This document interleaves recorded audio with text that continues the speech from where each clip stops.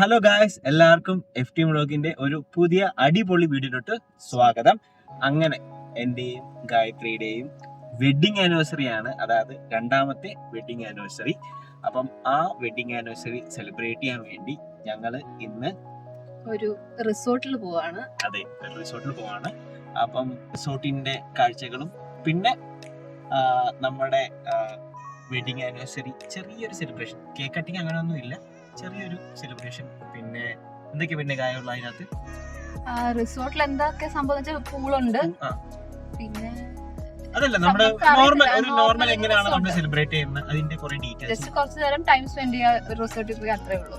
പറ്റുവാണെങ്കിൽ നമ്മുടെ ചെറിയ കഥകൾ എന്തെങ്കിലും ഷെയർ ചെയ്യാം. കുമരകത്തോട്ട് പോകുന്ന വഴിയിൽ കാണുന്നതാണ് ഈ തണ്ണീർമുക്കം ബണ്ട്. കോട്ടയം ആലപ്പുഴയും ബന്ധിപ്പിക്കുന്ന ഒരു പ്രധാന പാലം കൂടിയാണ് ഈ തണ്ണീർമുക്കം. ഈ തണ്ണീർമുക്കം ആക്ച്വലി 1974 പണി കഴിപ്പിച്ചതെങ്കിലും 1976 ഇത് ഫുള്ളി ആയിട്ട് വർക്ക് ചെയ്യാൻ തുടങ്ങിയത്. ഇത് ആക്ച്വലി ഉപ്പുവെള്ളം കുട്ടനാടിൻ്റെ താഴ്ന്ന പ്രദേശങ്ങളിലോട്ട് വരാതിരിക്കാൻ വേണ്ടി ചെയ്ത ഒരു പ്രൊജക്റ്റും കൂടിയാണ്. കൂടാതെ ഈ തണ്ണീർമുക്കം ബണ്ട് ഇന്ത്യയിലെ തന്നെ ഏറ്റവും വലിയ ഒരു മഡ് റെഗുലേറ്ററും കൂടിയാണ്. അങ്ങനെ ഇതാണ് നമ്മുടെ റൂം. ഇത് നമ്മൾ എടുത്തിരിക്കുന്ന ഗാർഡൻ വ്യൂ ആണ്.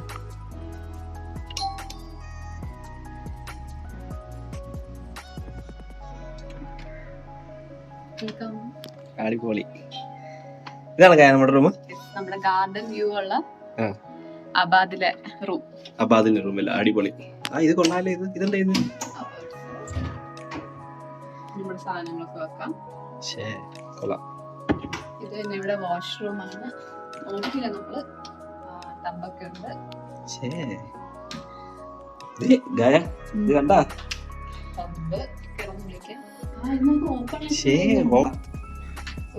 അടിപൊളി. പക്ഷെ ഇത് ഓപ്പൺ എന്ന് പറഞ്ഞാൽ അങ്ങനെ നമുക്ക് ഇവിടെ നിന്ന് കുളിക്കാനില്ല, ഷവർ കാര്യങ്ങളൊന്നും ഇല്ലല്ലേ.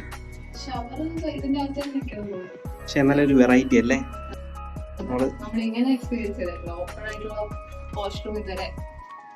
നമുക്ക് പുതിയ വീട് ചെയ്യുമ്പോൾ ഇതേപോലത്തെ ചെയ്തല്ലേ. പക്ഷെ നല്ലൊരു ഫീൽ അല്ലേ ഇത്. നമുക്കൊരു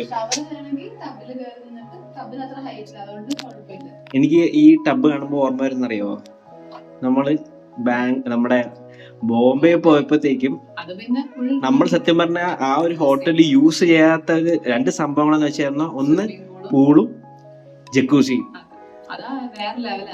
ആ ജക്കൂസി ഇപ്പോഴും നമുക്ക് ആ കുറ്റബോധം ഉണ്ടല്ലേ.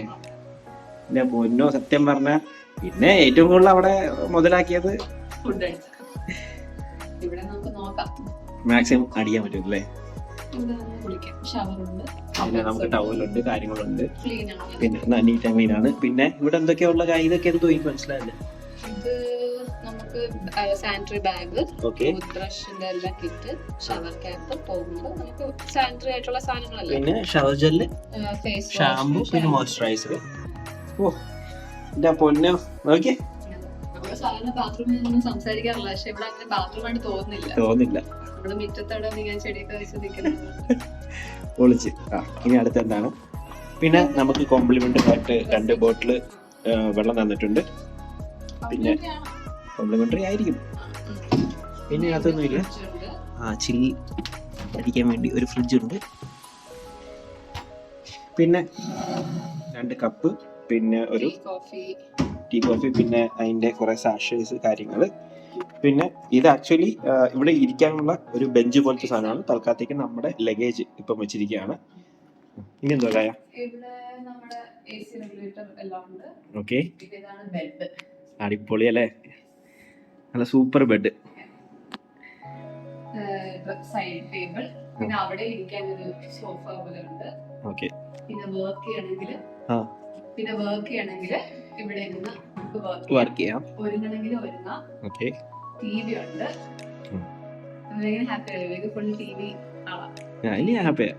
എങ്ങനെ ഹാപ്പിയാന്ന് പറഞ്ഞാൽ ഞാൻ ടി വി ആളാ, സമ്മതിച്ചു. ഇപ്പൊ എന്തോ ഏറ്റവും കൂടുതൽ കാണുന്ന അപ്പൊ ഇത് കണ്ടോ, ഈ ടേബിളിന്റെ കൂടെ തന്നെ അത് കൊള്ളാല്ലേ, നൈസ് ഐഡിയ. അത് ഓപ്പൺ ആക്കാൻ പറ്റുമെന്ന് ഇല്ല, ജസ്റ്റ് അത് വെച്ചിരിക്കും അങ്ങനെ. പക്ഷെ കൊള്ളാം, നല്ല ഐഡിയ ആണ് അത്. നമുക്ക് ഫോണുണ്ട്, റിസപ്ഷനിൽ വിളിക്കാം. ഓക്കെ. പിന്നെ ഫ്രീ വൈഫൈ ഉണ്ട്. ഫ്രീ വൈഫൈ ഉണ്ട്. അതിന്റെ ഡീറ്റെയിൽസ് തന്നിട്ടുണ്ട്. ഓക്കെ. സോഫ, ഒരു ടേബിൾ, പിന്നെ നമ്മുടെ ഗാർഡൻ വ്യൂ റൂമാണ് എടുത്തേക്കുന്നത്. ലേക്ക് വ്യൂ ഉണ്ട്, ഗാർഡൻ വ്യൂ ഉണ്ട്. ഓക്കെ. പിന്നെ പൂൾ വില്ലാസും ഉണ്ട്. Okay. Pool villas online available അല്ല, ബുക്ക് ചെയ്യാൻ ഞാൻ നോക്കിയായിരുന്നു, പക്ഷെ ഓൺലൈൻ അവൈലബിൾ അല്ലായിരുന്നു. ലേക്ക് വ്യൂവിനും വലിയ റേറ്റ് ഒന്നും ഇല്ല, ജസ്റ്റ് റുപ്പീസ് വ്യത്യാസം അത്രേ ഉള്ളൂ. പക്ഷെ ഇല്ലല്ലേ, അതും ഫുള്ളാ. പക്ഷെ നല്ല വ്യൂ ആയിരുന്നു അത്. അത് നമുക്ക് വീഡിയോയിൽ കാണിക്കാം. ഇതാണ് നമ്മുടെ ഗാർഡൻ. നമുക്ക് തുറന്ന് കാണിച്ചേക്കാം. Door yes. ബാൽക്കണി പോലത്തെ ഡോറുണ്ട്. ഓക്കെ.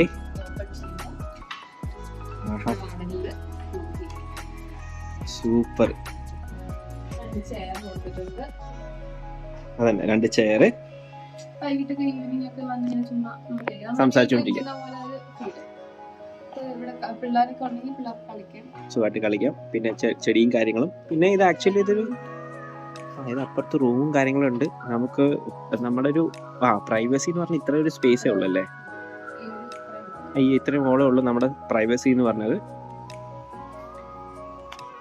അങ്ങനെ ആഹാരമൊക്കെ കഴിച്ചിട്ട് ഞങ്ങളൊന്ന് റെസ്റ്റ് എടുത്തിട്ട് വരാം.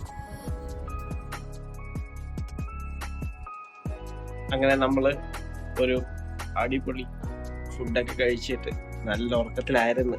വേറൊന്നും കൊണ്ടല്ല, പൂളി കുളിക്കാൻ അല്ലേ, പൂളി കുളിക്കണം കൊണ്ട് മാത്രമാണ് ഞങ്ങളിപ്പോൾ എണ്ണേറ്റത്. ഭയങ്കര ക്ഷീണം. 7 മണി വരെ ഉണ്ട്. 7 മണി വരെ ഉണ്ട്. എന്നാലും നമ്മൾ ഇച്ചിരി നേരത്തെ പോയാലേ ഒരു ടൈം നമുക്ക് കൂടുതൽ സ്പെൻഡ് ചെയ്യാൻ പറ്റത്തുള്ളൂ. അതുകൊണ്ട് മാത്രം നേരത്തെ വയ്യ സത്യമായിട്ട്. ആരുടെ മോഹയ്ക്ക് ഇങ്ങനെ ഇരിക്കുന്നത്. സുഖമായിട്ട് കിടന്ന് ഉറങ്ങാൻ പറ്റില്ല. അപ്പൊ നമുക്കിനി പൂളിലെ കാഴ്ചകളും പിന്നെ ബാക്കി റിസോർട്ടിന്റെ കാഴ്ചകളും. ഇതാണ് നമ്മുടെ ഗാർഡൻ വ്യൂ ഉള്ള സ്റ്റേ അല്ലേ. ഇത് മൊത്തം ഈ റൂംസ് എല്ലാം വന്നിട്ട് ഗാർഡൻ വ്യൂ ആണ്. അങ്ങോട്ടും കുറെ ഉണ്ട്. അവിടെ നമ്മൾ പാർക്ക് ചെയ്തേക്കുന്ന വണ്ടി. അവിടുന്ന് ഇങ്ങനെയാണ് നമ്മൾ കയറി വന്നിട്ട് റിസപ്ഷൻ കഴിഞ്ഞിട്ട് നേരെ മുന്നിൽ കാണുന്നതാണ് പൂള്. നമുക്ക് അങ്ങോട്ട് പോകാം.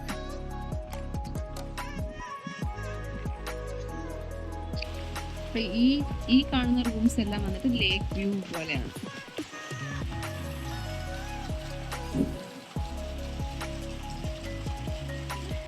അതാ നമ്മൾ നടന്ന് പൂളിന്റെ അടുത്ത് പോവാണ്. അത് കഴിഞ്ഞിട്ടുള്ള ലേക്ക് ഏതാ കിടക്കുന്ന അവിടെ? ആ ലേക്ക് ഏതാ ശരിക്കുള്ള? വേമ്പനാട് കായൽ.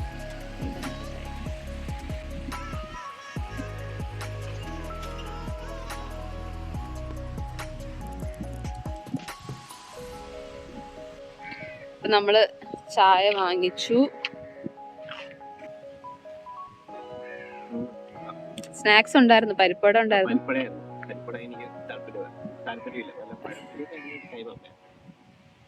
പൂളിന്റെ അടുത്തിരുന്ന് ചായ.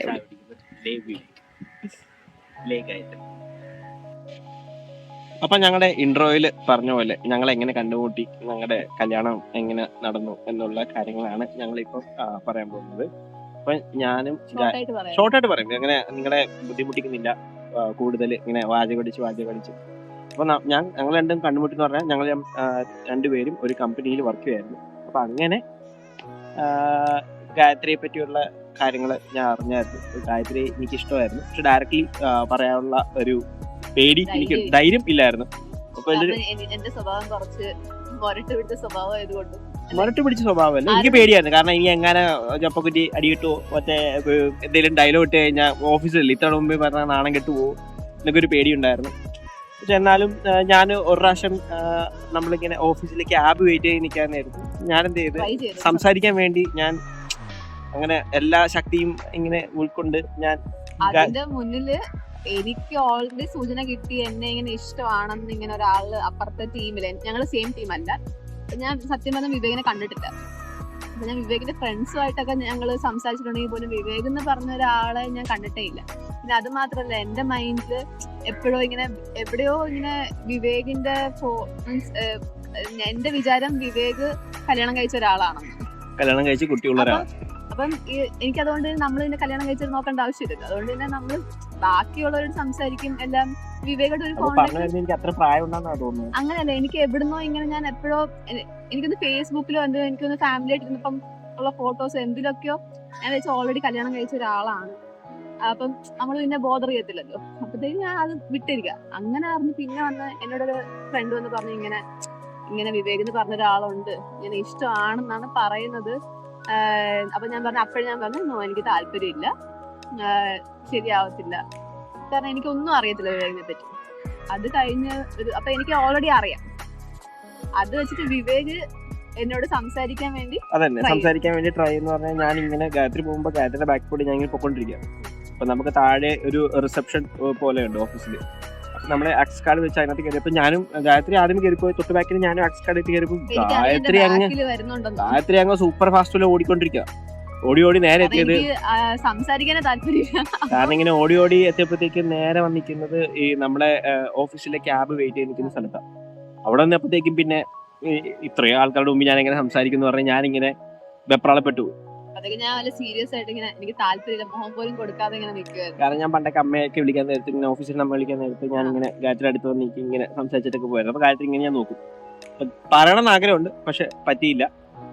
അപ്പൊ അങ്ങനെ സംസാരിച്ചോണ്ടിരുന്നപ്പോ ഞാൻ നോക്കുമ്പോ സംസാരിക്കുന്നത് ഏതോ ഒരു കാടൻ ഭാഷ, എനിക്ക് മനസ്സിലാവുന്നല്ല ഭാഷ. കാരണം ഗായത്രി പറഞ്ഞിരിക്കുന്ന ഇതൊരു ഏത് ഭാഷ? എനിക്ക് കൊങ്കിണി എന്ന് പറഞ്ഞൊരു ഭാഷ ഉണ്ടെന്നോ, കൊങ്കിണി എന്ന് പറഞ്ഞ ആൾക്കാരുണ്ടെന്നോ ഒന്നും എനിക്ക് അറിയത്തില്ല. അത്രയും എനിക്ക് അറിയത്തില്ല അങ്ങനത്തെ ഉണ്ട്. കാരണം ഞാൻ ട്രിവാൻഡ്രത്ത് നിന്നപ്പോഴും ഞാൻ കൊങ്കിണീസിനെ കണ്ടിട്ടേ ഇല്ല. അപ്പം എനിക്ക് അങ്ങനത്തെ ആൾക്കാരുണ്ട്. എന്റെ ഫ്രണ്ട്സ് ആക്ച്വലി എനിക്ക് കോളേജിൽ പഠിക്കുമ്പോൾ ഉണ്ടായിരുന്നു. പക്ഷെ എനിക്ക് അവർ കൊങ്കിണീസാന്ന് അറിയില്ല. ഞാൻ വിചാരിക്കുന്നത് ഏതോ വേറെ സ്റ്റേറ്റിലുള്ള ആൾക്കാർ, ഇപ്പം കർണാടക അങ്ങനെയൊക്കെ ഉള്ള ആൾക്കാരാണെന്നാണ് എന്റെ അത്ര ഉള്ളത്. കാരണം അവർ നമ്മളോട് മലയാളത്തിൽ സംസാരിക്കും. അപ്പൊ എനിക്ക് അങ്ങനെ കൊങ്കിണീസ് എന്ന് പറഞ്ഞിട്ടുള്ള സംഭവം ഉണ്ടെന്ന് എനിക്ക് അറിയത്തില്ല. അപ്പൊ ഈ വിവേകാണെങ്കിൽ എന്തോ കാട്ടുഭാഷ പോലെ ഞാൻ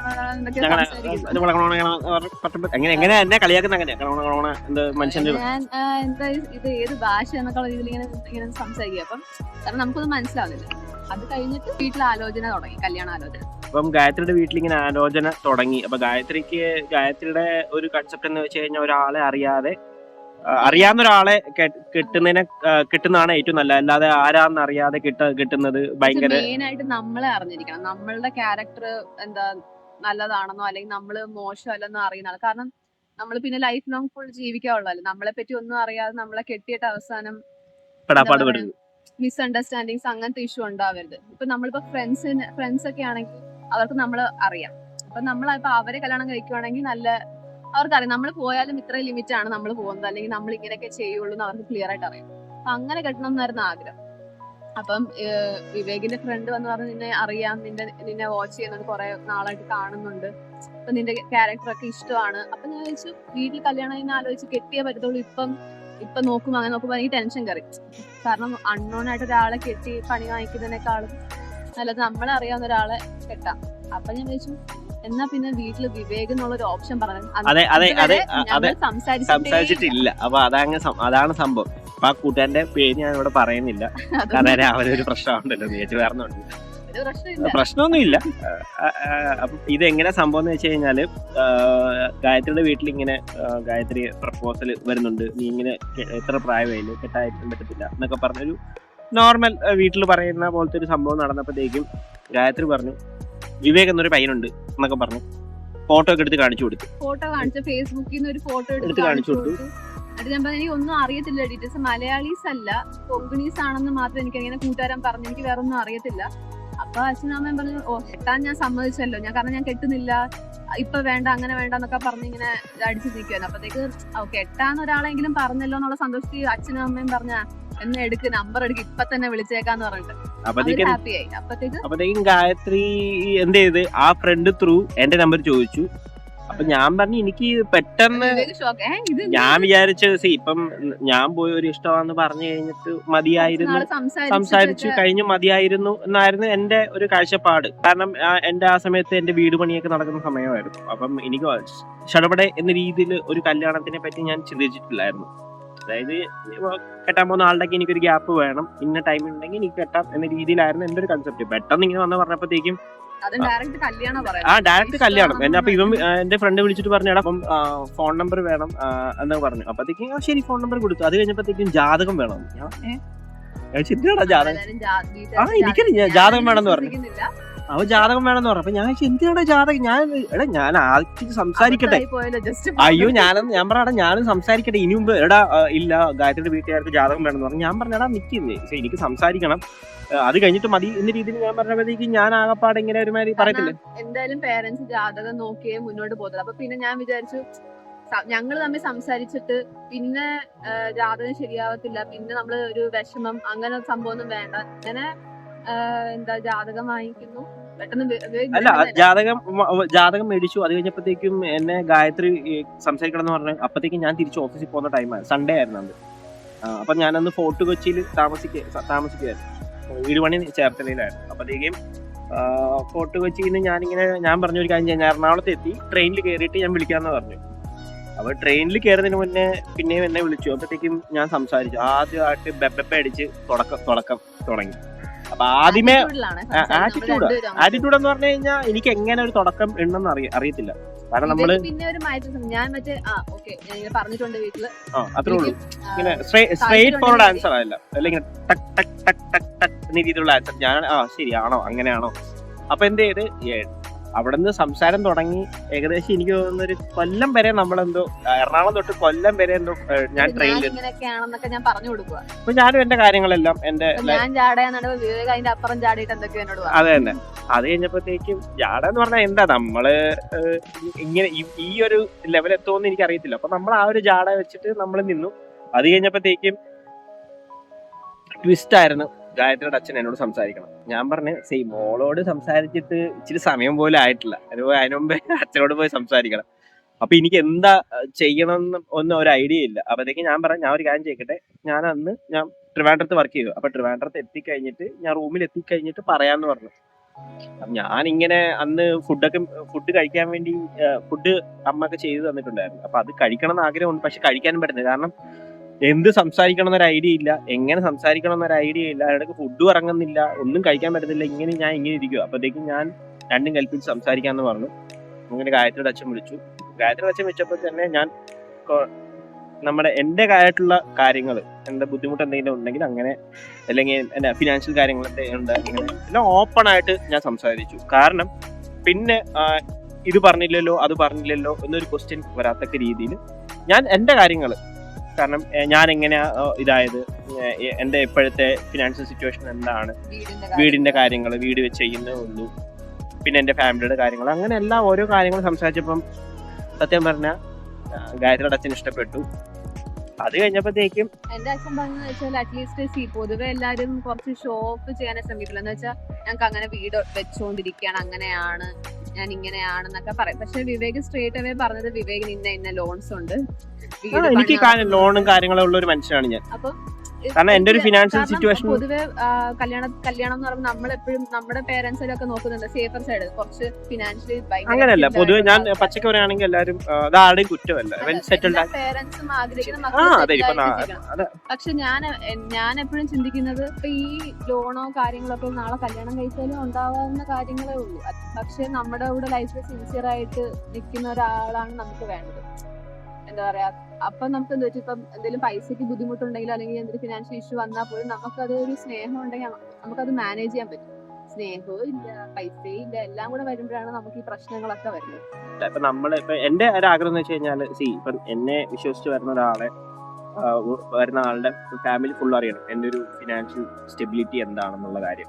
അല്ല ഞാനിപ്പം കറണ്ട് സിറ്റുവേഷൻ എന്താണ്, അല്ലാതെ ഞാൻ ഇങ്ങനെ ഊതി വീർപ്പിച്ചിട്ട് പറഞ്ഞിട്ട് ലാസ്റ്റ് ഇതൊന്നും അല്ലാന്ന് ഞാൻ അറിയുമ്പോഴത്തേക്കും ഞാൻ അവരെ പറ്റിക്കുന്ന പോലുള്ള ഒരു ഫീലാ വരുന്നത്. തേർഡ് പേഴ്സണിൽ നിന്ന് ഒന്നും അറിയാൻ പാടില്ല. കാരണം എന്തുകൊണ്ട് നിങ്ങൾ പറഞ്ഞില്ല എന്ന് പറയുന്നത്, കാരണം നമ്മൾ എന്തെങ്കിലും കല്യാണം എന്ന് പറയുമ്പോൾ അന്വേഷിക്കും, പേരൻസ് ആയാലും ഒന്ന് ആരും അറിയാതൊക്കെ ഒന്ന് അന്വേഷിക്കുക. അപ്പോഴത്തേക്കും വേറെ ആരും പറഞ്ഞൊരു കാര്യം നമ്മൾ അറിയരുത്. അതായിരുന്നു മെയിൻ. നമ്മള് വിവേക് അത് അതുകൊണ്ടെല്ലാം തുറന്നു പറഞ്ഞു.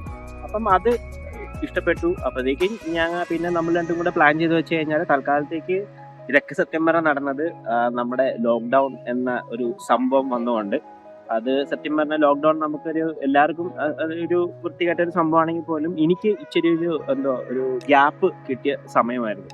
കാരണം 2022 വരെ നമുക്കൊരു ടൈം കിട്ടും രണ്ടുപേർക്കും. അപ്പം നമുക്ക് പരസ്പരം അറിയാനും എന്തൊക്കെയാണ് നമ്മുടെ ഈ ഫ്യൂച്ചർ പ്ലാനുകൾ നമ്മുടെ കല്യാണമായിരുന്നു. അതെ, 2022 ഏപ്രിൽ 7 ഞങ്ങളുടെ ശുഭമുഹൂർത്തത്തിൽ ഞങ്ങളുടെ കല്യാണം കഴിഞ്ഞു. അങ്ങനെ ആ കല്യാണം വിജയകരമായി ഇപ്പൊ 2ാമത്തെ വർഷത്തിൽ വന്നിരിക്കുവാണ്. കൂടാതെ അപ്പം എന്താ പറയുന്നത്, അങ്ങനെ ഗായത്രിയെ ഞാൻ മനസ്സിലാക്കി, ഗായത്രി എന്നെ മനസ്സിലാക്കി. കാരണം എല്ലാരും വിചാരിക്കുന്ന ഇപ്പൊ ഞങ്ങള് വേറെ കാസ്റ്റും കൂടെ ആയതുകൊണ്ട് ഞാനിപ്പം ഹിന്ദു നായരാണ്, വിവേക് വന്നിട്ട് കൊങ്ങിണി ബ്രാഹ്മണാണ്. അപ്പം എല്ലാരും വിചാരിക്കുന്ന ഇത് ലവ് മാരേജ് ആണ്, വേറെ ഒരു ഇതില് ചുമ്മാ നമ്മളിതിൽ തള്ളുകയാണ്, ലവ് മാരേജ് അല്ല എന്ന് ആരും വിശ്വസിക്കത്തില്ല. കാരണം പൊതുവെ അങ്ങനെയാണല്ലോ. ഞങ്ങളുടെ അങ്ങനെ അല്ലായിരുന്നു, ലവ് മാരേജ് അല്ലായിരുന്നു. എന്താ പറയുന്നത്, arrange come love marriage. Arrange ആയിരുന്നു ആദ്യം. ഞങ്ങളുടെ കാരണവസ്ഥാനത്ത് ആദ്യം നിന്ന് വിവേകിന്റെ ഫ്രണ്ടാണ് എല്ലാം പറഞ്ഞു. എന്നിട്ട് ഡയറക്റ്റ് പേരൻസോട് സംസാരിച്ചിട്ട് പിന്നെ ഞങ്ങള് പേരൻസോട് സംസാരിച്ചെല്ലാം ഓക്കെ ആണെന്ന് പറഞ്ഞു. അതിന്റെ ഇടയ്ക്ക് ജാതകം പ്രശ്നമൊക്കെ ഉണ്ടായിരുന്നു, ജാതകം തമ്മിൽ ചേരത്തില്ല, അപ്പൊ ഈ കല്യാണം വേണ്ടെന്നൊക്കെ പറഞ്ഞു. അപ്പൊ ഞാൻ അത് ചെക്ക് ചെയ്യുന്ന എപ്പോഴാന്ന് വെച്ചാല് പേരൻസ് സംസാരിച്ച് എല്ലാം ഓൾമോസ്റ്റ് നമ്മളിങ്ങനെ സെറ്റ് ആയപ്പോഴത്തേക്കാണ് ജാതകം നോക്കിയത്. അപ്പത്തേക്ക് ഉടനെ പെട്ടെന്ന് പറഞ്ഞു ചേരത്തില്ല അങ്ങനെയാണ്. അപ്പൊ പക്ഷെ ഒരു തിരുമേനി പറഞ്ഞു, നിങ്ങൾക്ക് മനസ്സിന് പൊരുത്തം ഉണ്ടെങ്കിൽ പിന്നെ ഈ ജാതകം ഒന്ന് നോക്കിയിട്ട് കാര്യമില്ല. നിങ്ങളിപ്പം നിങ്ങൾക്ക് സ്നേഹമുണ്ടോ പിന്നെ ഈ ജാതകം നോക്കിയിട്ട് കാര്യമില്ല, അപ്പൊ അത് മതി എന്ന് പറഞ്ഞു. അപ്പത്തേക്ക് എനിക്ക് തോന്നി ശരിയാണ്. കാരണം എത്രയോ പേരുടെ ജാതകം നോക്കി കല്യാണം കഴിച്ചവരൊന്നും പിന്നെ ഞങ്ങളവിടെ തന്നെ ഉണ്ടായിരുന്ന ഒരാള് 10 8 പൊരുത്തം ലാസ്റ്റ്, പക്ഷെ 2 മാസം കഴിഞ്ഞപ്പോഴത്തേക്ക് അവർ ഡിവോഴ്സ് ആയ കേസ്. അതെ, ഇപ്പൊ ജാതകം ഇല്ല. ഞാൻ വിശ്വസിക്കുന്ന ആൾക്കാർ നല്ല കാര്യം, അവര് നല്ലതായിട്ടിരിക്കട്ടെ. വിശ്വസിക്കാത്തവര് അതും എങ്ങനെയാണെന്ന് പറയട്ടെ. നമുക്ക് അങ്ങനെയൊന്നും ഇല്ല. ഇപ്പൊ നമ്മൾ പരസ്പരം നമ്മൾ ആക്ച്വലി വേണ്ട എന്തോ ഒരു ഫാമിലി ലൈഫിൽ ഏറ്റവും വലിയ പരസ്പരം അണ്ടർസ്റ്റാൻഡിങ്. ഏറ്റവും കൂടുതൽ മനസ്സിലായി കല്യാണം കഴിഞ്ഞതിന് ശേഷം. കാരണം തുടക്കത്തിൽ ഞങ്ങൾ തമ്മിൽ അത്ര അണ്ടർസ്റ്റാൻഡിങ് അടിയുണ്ടായിരുന്നു പരസ്പര കാര്യങ്ങൾ. അടിയെന്ന് വെച്ചാൽ വലിയ അടിയല്ല, മീൻസ് മനസ്സിലാക്കാൻ പറ്റില്ല ഇതെന്താ ഇങ്ങനെ വിവേക് ചെയ്യുന്നത്, ഞാൻ എന്താ ഇങ്ങനെ ചെയ്യുന്നത് വിവേകിന് ഡൗട്ട്. കാരണം ഞാൻ ഇപ്പൊ ഒറ്റയ്ക്ക് ഇത്ര നാളെ ജീവിച്ചപ്പോ എനിക്ക് തോന്നുന്നതാണ് ശരി, വിവേകിന് തോന്നുന്ന വേറെ രീതിയിൽ. കാരണം വിവേക് ഫാമിലി ആയിട്ട് ജീവിക്കുമ്പോ വിവേകിന് അത് ശരിയായിട്ട് തോന്നും. പക്ഷെ പിന്നെ ലാസ്റ്റ് മനസ്സിലായി അങ്ങനെ അല്ല, നമ്മളൊരു കമ്പൈൻ ഒരു തീരുമാനം അല്ലെങ്കിൽ കമ്പൈൻ ആയിട്ട് തിങ്ക് ചെയ്യുമ്പോഴാണ് ശരിക്കും ഒരു എന്താ പറയാ നമുക്ക് കറക്റ്റായിട്ട് മുന്നോട്ട് പോകാൻ പറ്റത്തുള്ളൂ. അതുമല്ല, ഞാൻ പറയുന്ന വർഷത്തിൽ നമ്മുടെ ഇങ്ങനെ ഞാൻ നേരത്തെ പറഞ്ഞത് നമ്മുടെ ബ്രാൻഡ് ഫാമിലി ആയതുകൊണ്ട് നമുക്ക് ഇങ്ങനെ കുറെ പൂജകളും കാര്യങ്ങളൊക്കെ ഉള്ളതുകൊണ്ട്. പക്ഷെ ഞാൻ ഒരു കാര്യം പറയട്ടെ, നമ്മുടെ ആ ഒരു ഫംഗ്ഷനിലാണെങ്കിലോ ഗായത്രി സത്യം പറഞ്ഞാൽ 100% തന്നിട്ട് അതിൽ പാർട്ടിസിപ്പേറ്റ് ചെയ്തിട്ടുണ്ട്. കാരണം അങ്ങനത്തെ കാര്യങ്ങൾ ആക്ച്വലി ഗായത്രിക്ക് ഭയങ്കര ഇഷ്ടമുള്ള കാര്യം കൂടെയാണ്. അപ്പം എനിക്ക് കുറച്ച് ബുദ്ധിമുട്ടുണ്ടായിരുന്നു.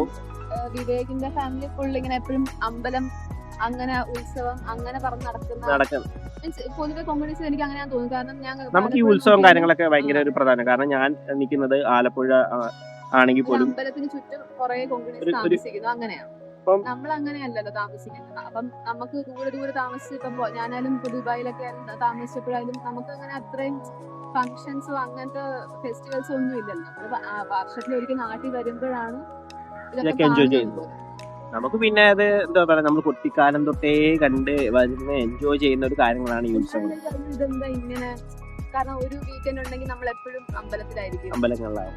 അപ്പൊ ഞാൻ ആദ്യം അപ്പൊ അങ്ങനത്തെ ഒരു ചെറിയൊരു എന്താ പറയാ എന്താ അങ്ങനെ. പക്ഷെ എനിക്ക് ഭയങ്കര സന്തോഷം ഇതിലൊക്കെ പാർട്ടിസിപ്പേറ്റ് ചെയ്യുമ്പോൾ അതിലെ സന്തോഷം. പക്ഷെ ആദ്യം എനിക്ക് അങ്ങനത്തെ ഇഷ്യൂ ആയിരുന്നു. പിന്നെ ഞാൻ ശരിയാവുക, അപ്പൊ ഓരോരുത്തരുടെ വിശ്വാസമാണ്, അവരുടെ ഇഷ്ടമാണ്.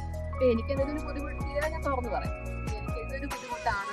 അപ്പം ഇപ്പൊ വന്നിട്ട് വിവേക് അത് മനസ്സിലാക്കാൻ തുടങ്ങിയിട്ടുണ്ട്. ഞാനായാലും വിവേകിന്റെ ഒരു കൾച്ചർ മനസ്സിലാക്കാൻ തുടങ്ങിയിട്ടുണ്ട്. ഇനിഷ്യലി അത് എല്ലായിടത്തും ഡിഫറൻസ് ഓഫ് കൾച്ചർ ഉറപ്പായിട്ട് നമുക്ക് ഫീൽ ചെയ്യും. അപ്പം അങ്ങനെയാണ് നമ്മുടെ ഈ 2ാമത്തെ വെഡിങ് ആനിവേഴ്സറി വന്ന് നിൽക്കുന്നത്. അപ്പൊ ഇനിയുള്ള കാലങ്ങൾ നമ്മൾ ഹാപ്പി ആയിട്ടിരിക്കും, എൻജോയ് ചെയ്ത് ജീവിക്കുക. പിന്നെന്താ പറയുന്നത്, അതുകൂടാതെ നമുക്ക് പുതിയൊരു അതിഥി നമ്മുടെ സ്വന്തം അതിഥി അല്ല, അത് സ്വന്തം എന്റെ ചോര, നമ്മുടെ ചോര വരുന്നുണ്ട്. അപ്പം ബേബി വരുന്നുണ്ട്, എക്സ്പെക്ട് ചെയ്യുന്നുണ്ട്. പിന്നെ അപ്പൊ അതും ഇനി അതിന്റെ ഒരു കുറെ ഫംഗ്ഷനും കാര്യങ്ങളാക്കിട്ട് വരുന്നുണ്ട്. ഒഫീഷ്യലി ഒന്നും ഇതുവരെ അറിയിച്ചില്ല. ഞങ്ങൾ കുറെ വീഡിയോസ് ഇങ്ങനെ എടുത്തു വെച്ചായിരുന്നു ഒഫീഷ്യലി അറിയിക്കാൻ. പക്ഷെ ഒന്നും ഞാൻ ഭയങ്കര ടയേർഡായിരുന്നു ഇടയ്ക്ക്. കാരണം ഈ ഒരു ടൈമില് ഞാൻ കുറച്ചുകൂടെ സ്ക്രീൻ സ്ക്രീൻ ഒന്നും യൂസ് ചെയ്യണ്ട എന്നൊക്കെ മാറ്റി വെച്ച്, എനിക്ക് മനഃപൂർവ്വം ചെയ്തതല്ല, പക്ഷെ എനിക്ക് സ്വയമായിട്ട് തോന്നി ഫോൺ അധികം യൂസ് ചെയ്യണ്ട എന്നൊക്കെ. അതിന്റെ കുറച്ച് ടയർഡ്നെസ്സും അങ്ങനെയൊക്കെ ഇരുന്നത് കൊണ്ടാണ് റിവീൽ ചെയ്യാൻ പറ്റില്ല, കൂടുതലായിട്ട് റിവീൽ ചെയ്യാം അല്ലേ. അതെ. ബേബിനെ എക്സ്പെക്ട് ചെയ്യുന്നുണ്ട്. അപ്പം വരുന്ന കുട്ടി നല്ല ആരോഗ്യമുള്ളൊരു കുട്ടിയായി, നല്ല ആണായാലും പെണ്ണായാലും അതിലൊന്നും അല്ല, അതൊക്കെ നമുക്ക് എന്താ പറയുന്നത് ഓൾറെഡി പ്ലാൻ ആയി കഴിഞ്ഞു. നമുക്ക് ഇനി വരുമ്പോൾ അയാളെ റിസീവ് ചെയ്യുക എന്നുള്ള മാത്രമേ ഉള്ളൂ. സന്തോഷത്തോടെ റിസീവ് ചെയ്യുക, വരുന്ന ആള് നല്ല ഹാപ്പി ഹെൽത്തി ആയിട്ടിരിക്കട്ടെ. അപ്പം നിങ്ങളുടെ എല്ലാവരുടെയും എന്താ പറയുക പ്രാർത്ഥനകളും അനുഗ്രഹങ്ങളും എല്ലാം ഉണ്ടാവണം. അപ്പം അങ്ങനെയാണ് നമ്മുടെ ചെറിയ സ്റ്റോറി. ഉള്ളിറങ്ങിയതൊക്കെ എങ്ങനെയുണ്ട്? തണുപ്പുണ്ടോ? ആണോ? ചൂടാണ്. ഷർട്ട് ഊരിയിട്ട് കയറിക്കൂടായിരുന്നു തന്നെ. വിവേകിന് നാണം വരുന്നു. ഞാൻ വന്നു. തല ഇടിക്കല്ലേ. പൂളിന് കേറുന്നതിന് മുന്നേ ഇറങ്ങുമ്പോഴും നമ്മള് ഒരു ബാത്ത് ചെയ്തിട്ട് വേണം അല്ലേ. പിന്നെ ഹൈജീനും വേണ്ടി കൊറേ പേര് ഇറങ്ങുന്നതല്ലേ.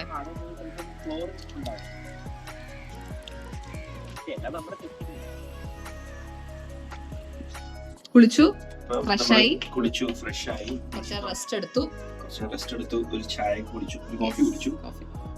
ഇനി നമ്മള് ഡിന്നർ കഴിക്കാൻ വേണ്ടി പോവുകയാണ്. 7:30 to 9 എന്താണ് 9:30 വരെ അല്ലേ? 9:30 വരെയാണ്. അപ്പൊ നമ്മൾ ലേറ്റ് ആക്കുന്നില്ല, കഴിച്ചിട്ട് വന്ന് ഒന്ന് റെസ്റ്റ് എടുക്കാം, പിന്നെയും വന്ന് റെസ്റ്റ് എടുക്കാം. റെസ്റ്റ് എടുക്കാൻ വന്നത് അപ്പം കഴിച്ചിട്ടുണ്ടോ? എന്താണ് ഇനി കഴിക്കാൻ പോകുന്നത്? നമ്മൾ ഇതാണ് റെസ്റ്റോറന്റ്. അപ്പൊ നമ്മളിപ്പോ ആദ്യം സൂപ്പിൽ സ്റ്റാർട്ട് ചെയ്തിട്ടുണ്ട്. ഇത് chicken egg smash chicken soup. പിന്നെ സ്റ്റാർട്ടർ ആയിട്ട് ഫിഷ് ആണോ? പിന്നെ ഇതൊരു കൊറിയൻ ചിക്കൻ. അപ്പൊ ഇത് ഇത്ര ആണ് നമ്മൾ സ്റ്റാർട്ടർ ആയിട്ട് എടുത്തേക്കുന്നത്. കഴിച്ചിട്ട്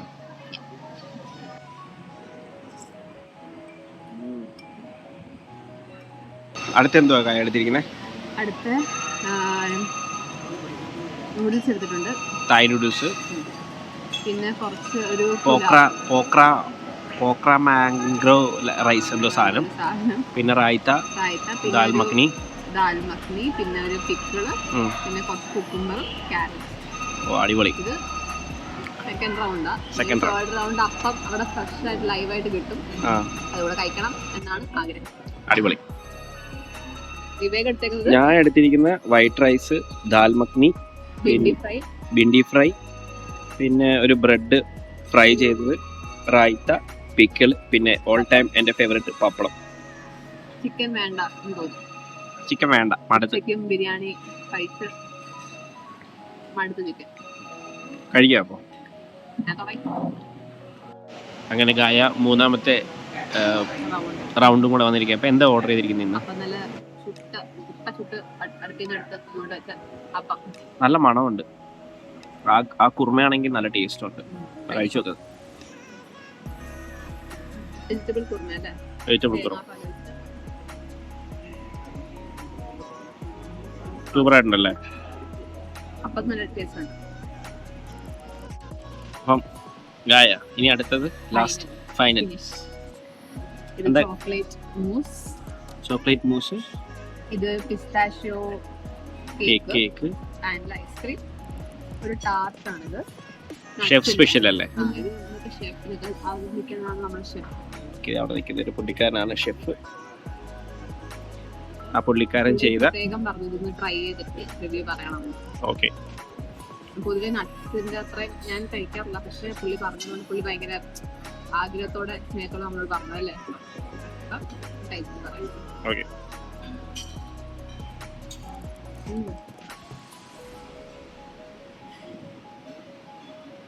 സൂപ്പർ ആയിട്ടുണ്ട്. അടുത്ത് കാണിക്കേ.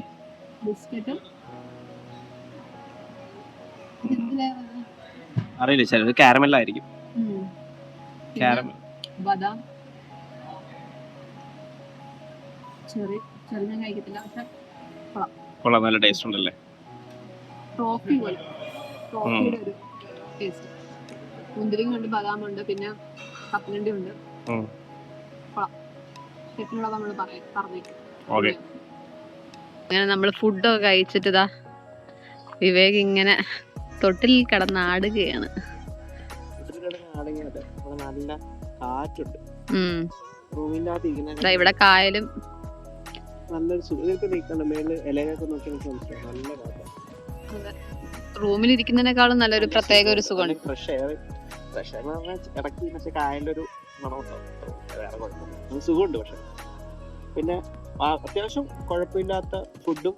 പിന്നെ എനിക്ക് പക്ഷെ ഒരു ഇവിടുത്തെ ഒരു അടിപൊളിയായിട്ട് തോന്നുന്നു പറഞ്ഞാൽ ഇവിടുത്തെ ഓരോ സ്റ്റാഫും അടിപൊളിയാണ്. കാരണം നമ്മൾക്ക് വേണമെങ്കിൽ ഇങ്ങോട്ട് വന്ന് ചോദിക്കുക. ഇപ്പം എനിക്ക് പക്ഷെ ഏറ്റവും ഇഷ്ടപ്പെട്ടത് അവിടെ ഏതായിരുന്നു, ബേക്കറി അല്ലേ, ബേക്കറി ഷെഫ് ഉണ്ട്. അപ്പോൾ പുള്ളിക്കാരൻ ചെയ്ത ഒരു എന്താ പറയുന്ന കുറെ സ്വീറ്റ്സ് അടിപൊളിയായിരുന്നു. കാരണം പുള്ളിക്കാരൻ അടിപൊളിയായിരുന്നു. കാരണം പുള്ളിക്കാരൻ ഇട്ട എഫേർട്ടിന് പുള്ളിക്കാരന് എന്തോ പ്രതീക്ഷിക്കുന്നത് ഒരു അപ്രിസിയേഷനാണ്. ഗായത്രി നേരത്തെ അതാ ഞാൻ പറഞ്ഞത്, അതാ സംസാരിച്ചത്, ഒരു അപ്രിസിയേഷനാണ്. അപ്രിസിയേഷൻ കൊടുത്തപ്പോ പുള്ളിക്ക് ഭയങ്കര സന്തോഷമായി.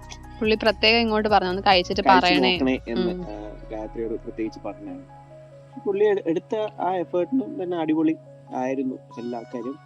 ഇനി നേരെ പോവുക, ഉറങ്ങാം. നാളെ വർക്കിംഗ് ഡേ ആണ്, നമുക്കും വർക്കുണ്ട്. ലാപ്ടോപ്പ് ഒക്കെ കൊണ്ട് നമ്മൾ വന്നേക്കുന്നതാണ്. അതെ, എനിക്ക് ഇനി വീട്ടിൽ പോയിട്ട് വേണം വർക്ക് ചെയ്യാൻ. കാരണം എൻ്റെ ടൈമിങ്സ് ഒക്കെ ഉണ്ട്, അപ്പം അതിനനുസരിച്ച് വർക്ക് ചെയ്യണം. ഗായത്രി രാവിലെ എണ്ണീറ്റ് ഗായത്രിക്ക് ജോലിക്ക് വരണം. അങ്ങനെയൊക്കെയാണ്. അങ്ങനെയാണ് ഇന്നത്തെ ദിവസം. അപ്പം നാളെ രാവിലെ വീണ്ടും കാണാം. അപ്പൊ അങ്ങനെ ഗുഡ് മോർണിംഗ് ഗായ്സ്. അപ്പം നമ്മൾ ഇപ്പോൾ ഉള്ള രണ്ടാമത്തെ ദിവസമാണ് ഈ റിസോർട്ടിൽ. അങ്ങനെ നമ്മൾ ചെക്കൗട്ട് ആണ്. രാവിലെ എണ്ണീറ്റു. ഒറ്റ പ്രശ്നം ഉണ്ടായിരുന്നുള്ളൂ, രാത്രി അത്ര എ സി വളരെ കുറവായിരുന്നു. ഞങ്ങൾ അഡ്ജസ്റ്റ് ചെയ്തതിന്റെ ഇഷ്യൂ ആണോ അതോ പൊതുവെ സെൻട്രലൈസ്ഡ് അപ്പം അതുകൊണ്ടുള്ള ഇഷ്യൂ ആണോന്ന് അറിയത്തില്ല. കുറച്ച് തണുപ്പ് കുറവായിരുന്നു. ചൂട് ഭയങ്കര ഇതായിട്ട് ഫീൽ ഉണ്ടായിരുന്നു നമുക്ക്. കുഴപ്പമില്ല, എന്നാലും നമ്മൾ കിടന്നുറങ്ങി. രാവിലെ എണ്ണീറ്റു. ഇനി നമ്മൾ അടുത്ത് കഴിക്കാൻ പോകുന്നത് ബ്രേക്ക്ഫാസ്റ്റ് ആണ്. അത് കോംപ്ലിമെന്ററി ബ്രേക്ക്ഫാസ്റ്റ് ആണ്. കോംപ്ലിമെന്ററി ബ്രേക്ക്ഫാസ്റ്റ് കഴിഞ്ഞ് നമ്മൾ 11 മണിക്ക് അല്ലെ ചെക്കൗട്ട് ആണ്. അപ്പം നമ്മൾ ഇനി ലേറ്റ് ആകുന്നില്ല, ഇപ്പോഴേ മണി 9 ആകാറായി. അപ്പം ബ്രേക്ക്ഫാസ്റ്റ് കഴിച്ചിട്ട് വരാം. ബ്രേക്ക്ഫാസ്റ്റ് ആയിട്ട് ഞാൻ എടുത്തത് ഒരു ബോയിൽഡ് എഗ്, പിന്നെ എന്തോ ഒരു പഴവും തേങ്ങ ഇട്ടത്, പിന്നെ സോസേജ്, പിന്നെ ഒരു വെജ് സമോസ, പിന്നെ ഒരു ചായ. ഞാനും ഓൾമോസ്റ്റ് അത് തന്നെ എടുത്തേക്കുന്നത്. പിന്നെ ബ്രെഡും ബട്ടറും എടുത്തിട്ടുണ്ട്. പിന്നെ നമ്മളൊരു സ്ക്രാമ്പിൾഡ് എഗ് പറഞ്ഞില്ലേ, ലൈവായിട്ട് എഗ് ഓംലെറ്റും സംഭവങ്ങളൊക്കെ ചെയ്യുന്നുണ്ട്, അപ്പൊ അതും പറഞ്ഞിട്ടുണ്ട്. പിന്നെ സെക്കൻഡ് ട്രിപ്പ് ഇനി ഉണ്ടല്ലേ, പിന്നെ ഫുള്ള് കഴിച്ച് അർമാദിച്ചിട്ട് ഇവിടുന്ന് പോകുന്നു. ഓക്കെ, അപ്പൊ കഴിക്കാം. അപ്പൊ ഗായ അങ്ങനെ രണ്ടാമത്തെ സെറ്റ് എടുത്തിരിക്കുന്നത്. എന്തൊക്കെയാ ഗായ എടുത്തിരിക്കുന്നത്? അപ്പം കള്ളപ്പം, വെജിറ്റബിൾ സ്റ്റൂ, ഇഡ്ലി, സാമ്പാർ, പിന്നെ ഉപ്മാവൊക്കെ ഉണ്ട്. ഉപ്മാവുണ്ടല്ലേ, പിന്നെ ചട്നീസ് കുറെ ഉണ്ട്, പിന്നെ കോൺഫ്ലെക്സ് അങ്ങനത്തെ കൂടെ സംഭവമൊക്കെ ഉണ്ട്. അതൊന്നും വേണ്ട, ഓൾമോസ്റ്റ് രാവിലത്തെ സ്ക്രാമ്പിൾഡും എല്ലാം കുറെ എഗ്സ് കഴിച്ചപ്പോഴത്തേക്ക് ഓൾമോസ്റ്റ് ഫുള്ളായി. പിന്നെ ഞാൻ എടുത്തിരിക്കുന്നത് നമ്മുടെ നാടൻ ഇഡ്ലി, സാമ്പാർ, മുളക് ചട്നി, നോർമൽ ചട്നി, വട. കഴിക്കാല്ലേ കായ? അപ്പം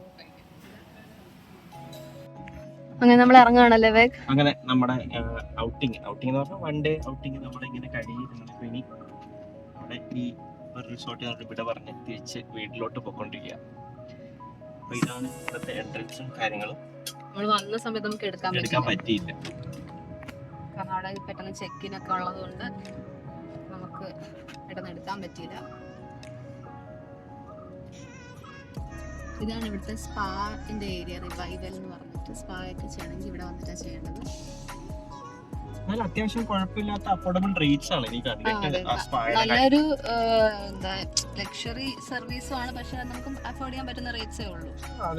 പിന്നെ ഇവിടെ ഏറ്റവും ഞങ്ങള് നോക്കിയത് ആക്ച്വലി പൂൾവില്ലയാണ്. പക്ഷെ പൂൾവില്ല ആക്ച്വലി ഇപ്പോഴാണ് മാനേജറൊക്കെ കണ്ടപ്പോൾ പറഞ്ഞത് 3 ഉള്ളൂ. പക്ഷെ ആ 3 എപ്പോഴും ഫിൽഡ് ആയിരിക്കും. നേരത്തെ ബുക്ക് ചെയ്യണം. ആക്ച്വലി ഞങ്ങൾ സാറ്റർഡേ വന്നിട്ട് സൺഡേ പോകാം എന്ന് വിചാരിച്ച, പക്ഷെ സാറ്റർഡേ ഫുള്ള് ബുക്കിംഗ് ആയിരുന്നു. അപ്പോൾ സൺഡേ പിന്നെ എല്ലാവരും ചെക്ക് ഔട്ട് ചെയ്യല്ലോ, കാരണം മൺഡേ വർക്കിംഗ് ഉള്ളതുകൊണ്ട് എല്ലാവരും അങ്ങനെ പോകുന്നതുകൊണ്ട് പിന്നെ സൺഡേ ആണ് നമുക്ക് കിട്ടിയത്. ഇതാണ് എൻട്രൻസ് ഈ കാണുന്നത്. പിന്നെ ലെഫ്റ്റ് സൈഡിൽ നമുക്ക് പാർക്കിംഗ് ഒക്കെ ചെയ്യാം.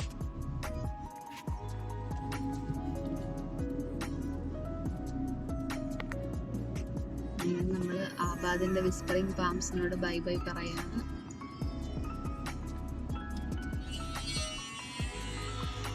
സ്പ്രിംഗ് പാംസ് ഇവിടെ പോകുന്ന വഴിക്ക് ഇഷ്ടംപോലെ റിസോർട്ട്സ് ഉണ്ട് കേട്ടോ. കുറെ ഉണ്ട്. ഞങ്ങൾ കൺഫ്യൂസ്ഡ് ആയി, കാരണം ഓരോ റിസോർട്ട് കഴിഞ്ഞിട്ടും നമ്മുടെ റിസോർട്ട് കാണുന്നില്ല എന്നല്ലേ. ഇത് ഇച്ചിരി എങ്ങനെയാന്ന് വെച്ച് കഴിഞ്ഞാൽ ഇത് ഇച്ചിരി കുമരകത്ത് ഉള്ളിലോട്ടുള്ള ഒരു സ്ഥലമായത്. കറക്റ്റ് നമ്മുടെ കായലിന്റെ തീരം നോക്കി ചെയ്തിരിക്കുന്ന ഒരു റിസോർട്ടാണ്. അപ്പൊ ഇവിടെ കണ്ട ഇവിടെ ഇതൊക്കെ നോർമൽ വീടുകളാണ്. പക്ഷെ ലെഫ്റ്റ് സൈഡിൽ ഇതേപോലെ തന്നെ വീടുകളും ഉണ്ട്, തൊട്ടടുത്ത് തന്നെ റിസോർട്ടും കാര്യങ്ങളൊക്കെ ഉണ്ട്. അങ്ങനെ ഒരു അടിപൊളി ഒരു ദിവസമായിരുന്നു ഇന്നലെ. വെഡിങ് ആനിവേഴ്സറി ആയിട്ട് എനിക്ക്, അതായത് ഗിഫ്റ്റ് തന്ന ഗായത്രിക്ക് താങ്ക് യു വെരി മച്ച്. അത് ഒരു നല്ല ഒരു എന്തോ നമുക്കൊരു ഭയങ്കര ഒരു നല്ല കാം ആൻഡ് ക്വൈറ്റ് ആയിട്ടുള്ള ഒരു ദിവസമായിരുന്നു. പ്ലസന്റ് ആയിട്ടുള്ള ഒരു ദിവസമായിരുന്നു. ഉറങ്ങി എൻജോയ് ചെയ്തു, കഴിച്ചു, പൂളിൽ പോയി കുളിച്ചു. രാത്രി ആണെങ്കിൽ നല്ല കാറ്റായിരുന്നു. ഞങ്ങൾ റൂമിൽ കയറിയത് 11 മണിക്ക്. ആ സമയം വരെ അങ്ങനെ നല്ല കായലിന്റെ തീരത്തിൽ ഇങ്ങനെ നല്ല കാറ്റായിരുന്നു. ആക്ച്വലി അവിടെ നമ്മൾ ഇരുന്നെങ്കിൽ ഉറപ്പായിട്ട് ഉറങ്ങിപ്പോ. അമ്മാതിരി നല്ല കാറ്റായിരുന്നു. ആവശ്യമില്ല, കാരണം ഈ ഒരു ചൂടത്ത് ഇങ്ങനത്തെ ഒരു കാറ്റ് ഫീൽ ചെയ്യാന്ന് പറഞ്ഞ ഒരു പ്രത്യേക ഒരു എന്താ പറയുക ഒരു ഫീലാണ്. അപ്പം അതൊരു ഭയങ്കര സന്തോഷമായിട്ടുള്ള ഒരു കാര്യമായിരുന്നു. അപ്പോൾ ഓൾമോസ്റ്റ് എല്ലാം കൊണ്ടും നല്ല അടിപൊളിയായിരുന്നു. പിന്നെ എന്താ പറഞ്ഞ എല്ലാരും ഒരു വിസിറ്റ് ചെയ്യാൻ നോക്കുക. നിങ്ങൾക്ക് ടൈം കിട്ടുന്ന അനുസരിച്ച് ഈ റിസോർട്ടില്ല, നിങ്ങൾക്ക് ടൈം കിട്ടുന്ന ഫാമിലി ആയിട്ട് മാക്സിമം എൻജോയ് ചെയ്യാൻ നോക്കുക. അത് ഫാമിലി ആയിട്ട് ടൈം സ്പെൻഡ് ചെയ്യുന്നതായിരിക്കും നമ്മുടെ ലൈഫിൽ ഏറ്റവും വലിയൊരു കാര്യം. അപ്പൊ നമുക്കൊരു പരസ്പര അണ്ടർസ്റ്റാൻഡിങ് ഉണ്ടാകും, നല്ലൊരു ഹാപ്പി ആയിട്ടിരിക്കും, നമുക്ക് പല പല നല്ല കാര്യങ്ങൾ ചെയ്യാം, എല്ലാവരും ഹാപ്പി ആയിരിക്കും.